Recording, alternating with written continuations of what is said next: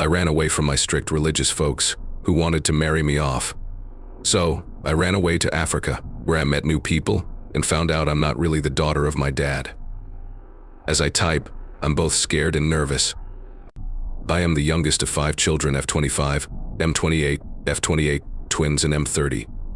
I am 22 years old. My parents are very religious, and we live in Utah. As a child, I felt like everything had to be perfect, including my friends, social events, schoolwork, and how I looked. I've never been interested in science and maths, unlike my brothers. I've always been the painter and writer. The painting of a dove in a snowy field that won first place was mine when I was 13 years old. When I told my parents that I should have been learning instead of doing something so pointless, they got mad. Even so, I got A's in every class. Mom doesn't seem to like me, and I don't understand her, so she won't even talk to me for a few words. Father threw away the picture to serve as a lesson of what's important before taking away all of my art supplies and making me responsible for how I spend my time. This has been the case for as long as I can remember. I worked full-time at McDonald's and stole all the money I could since I was 15 years old. When I got paid, Father took out half of it as tithe to help me learn what it meant to be an adult. After I applied to many colleges, my parents told me that they would not be helping pay for my college like they did for my boys. They thought that sending me to college would be better for them. It wouldn't be worth the money. Because of this, I got very angry. I'm sick of being the only one who doesn't like science and maths as much as everyone else. Then, when I woke up in the middle of the night, I could hear them talking about the perfect guy they had found who was ready to take me in, through our church. I'm going because I feel unsafe. There is a lot of money saved up for me before I leave the country. I was able to get my passport early because my family had taken trips abroad when I was younger. In addition, I found a job that lets me do freelance design work from home. I'll only be taking my notebook, a change of clothes, and some important papers I stole from my dad's office. I have a 5-hour trip planned, and I'm not going to be back. I'm not even going to take my phone because I need to get a new number anyway. Since I couldn't tell my parents, it was my best friend, may God bless her, who made all the plans and bookings. She has also brought some of my most valuable things with her that I can't take with me. I'll leave her with my smallest bags while I park down the street. I'm afraid they'll find a way to get me or pull me back, but I don't know how they'll behave. Even though they went to bed more than an hour ago, I can't sleep because I'm too scared. I'm not sure if anything new will happen. This is all I want. Tell them not to stop me. Update 1. Wow, everything that's been going on lately has been making my head spin. I'll start with the good things about the update and then move on to the bad. Happy pieces. People said that the exact location of my post should be taken out, so I'll just say that I'm in South Africa right now, and it's amazing. Someone wrote on a sign that I should try the rabbit chow, which is real curry served in a bread bowl. The food is amazing. It was wonderful. I started talking to a hotel worker about my age, and we hit it off right away.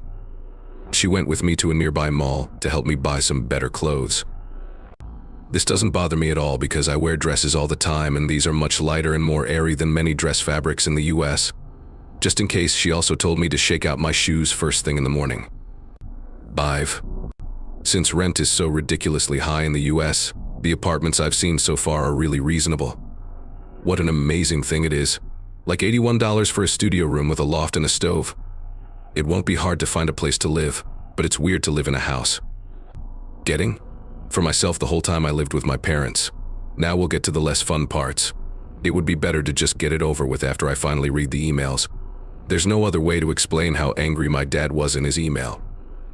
He told me that they lost the friendship of someone they were going to give me to because I left without paying attention. He never admitted that the 53-year-old was the main person who convinced me to buy.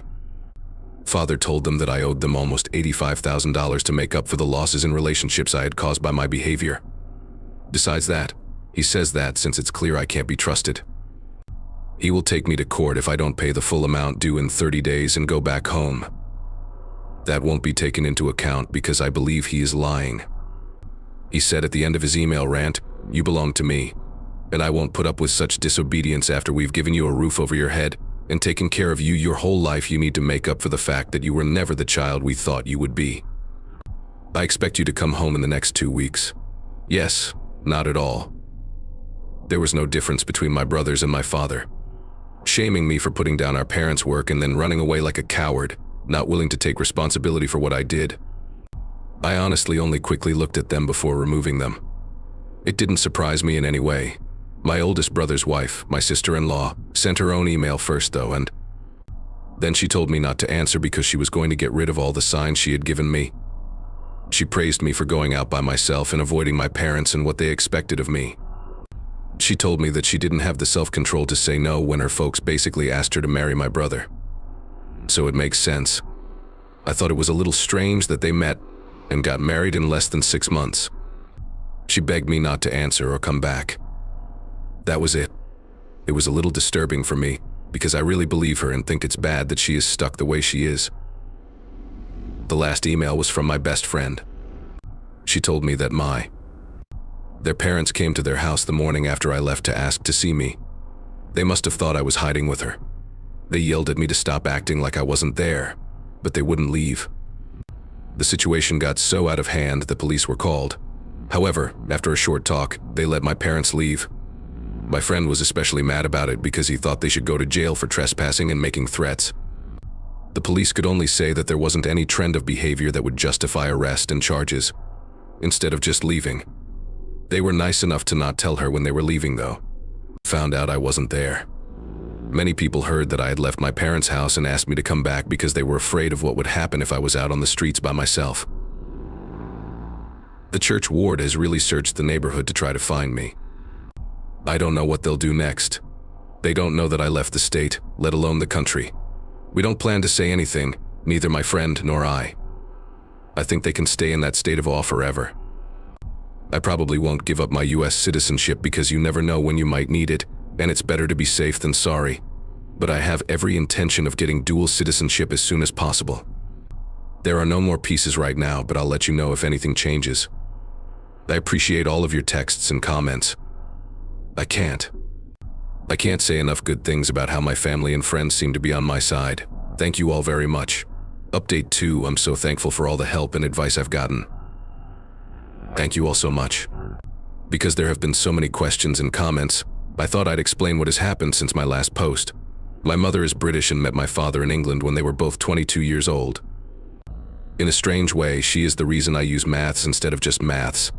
Because of this, it is easy for me to speak it, and so do my brothers.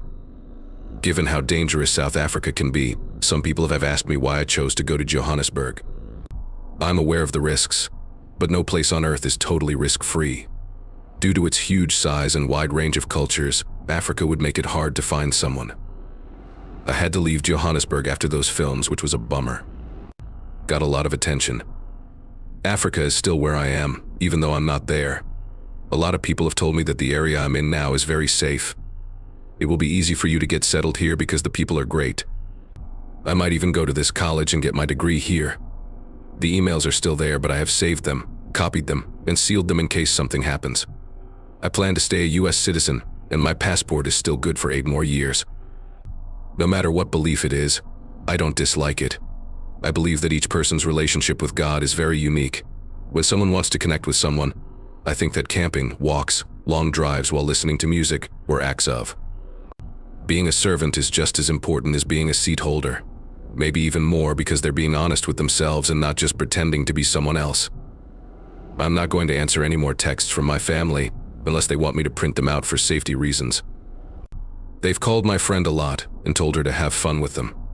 When your dad called me the first time and demanded that I hand you over, I acted scared and told him where you were, which led him to a gay club. I hung up the phone when he called back and yelled that I had made him look bad. She would call them and give a different address every time.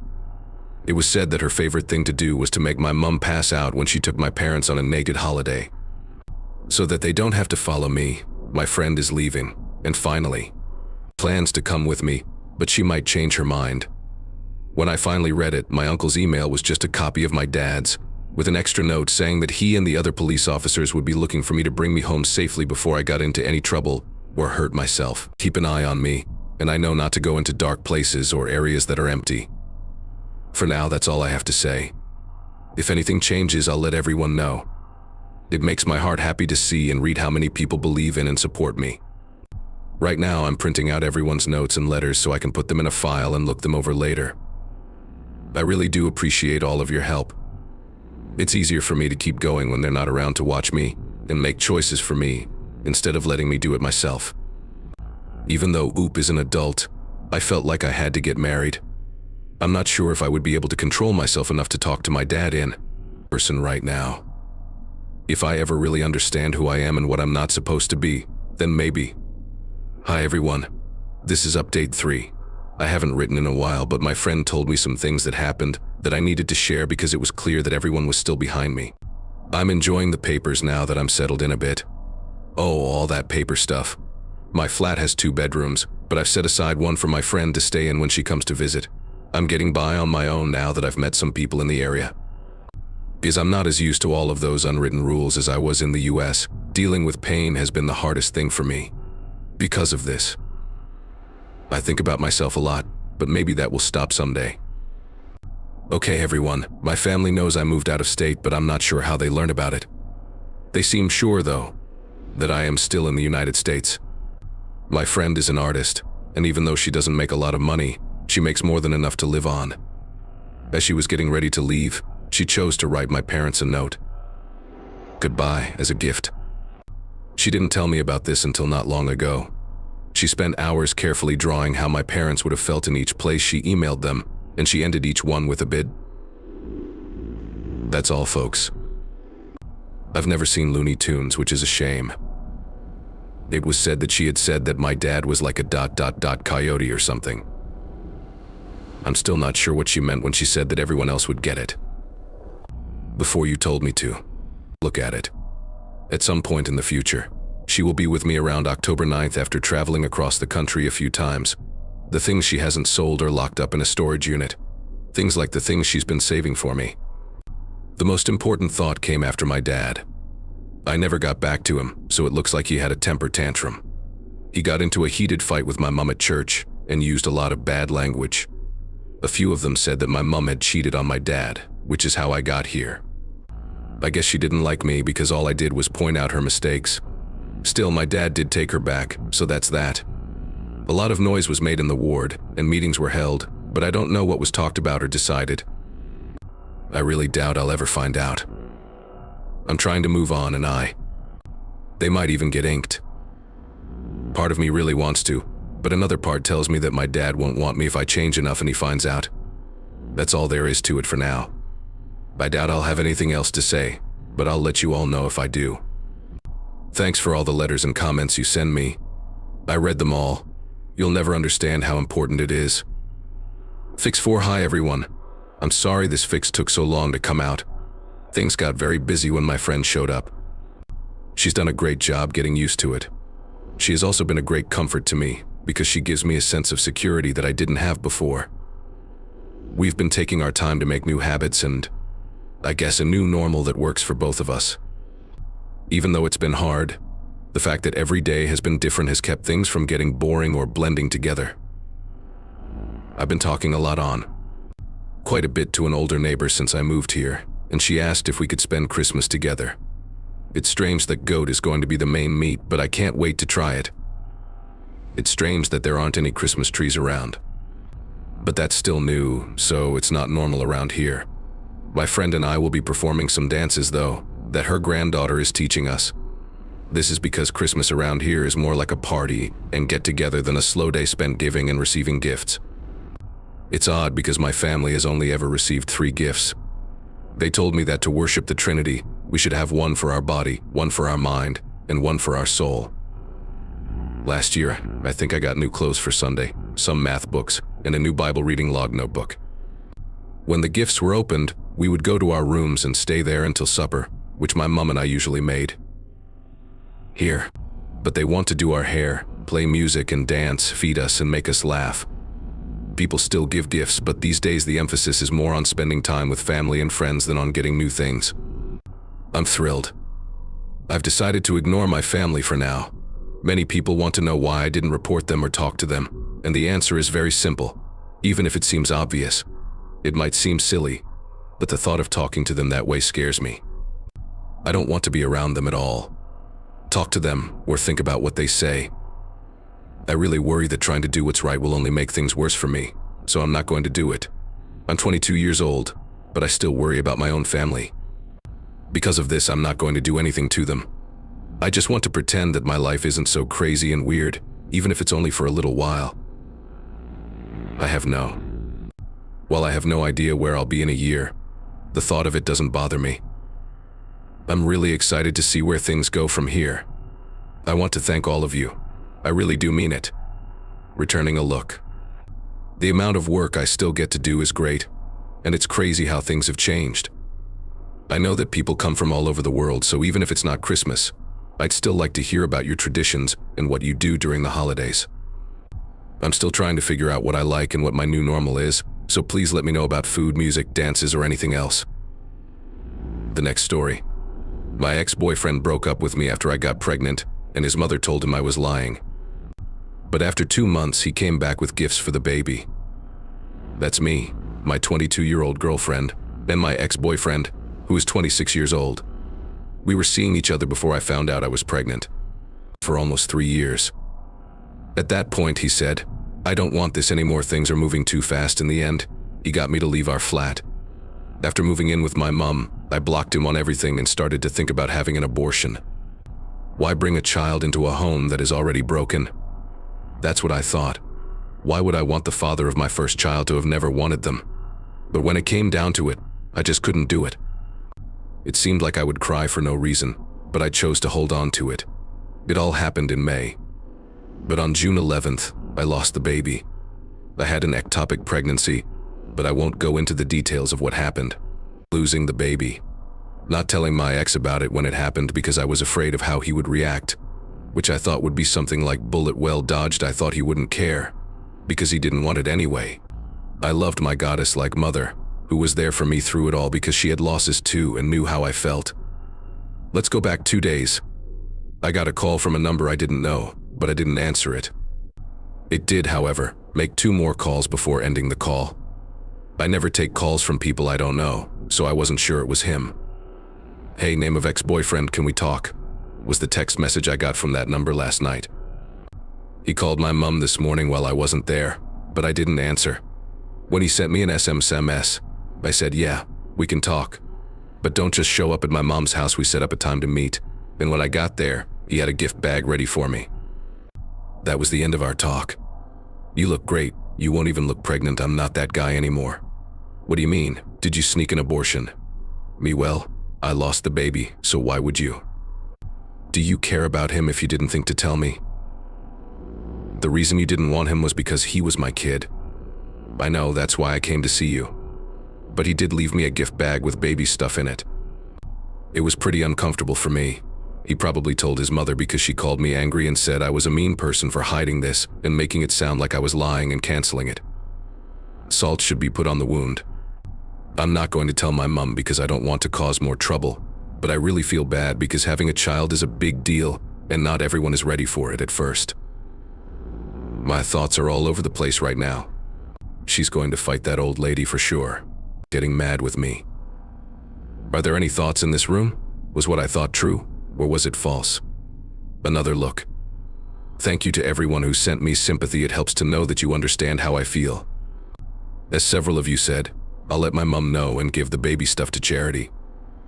Thank you to everyone who has helped, but please don't say hurtful things like "be happy the baby is in heaven," and you're not tied to them. Or similar, especially since what happened puts my pregnancy at risk in general. I'm not sure if I will post or not, but I might if something else comes up.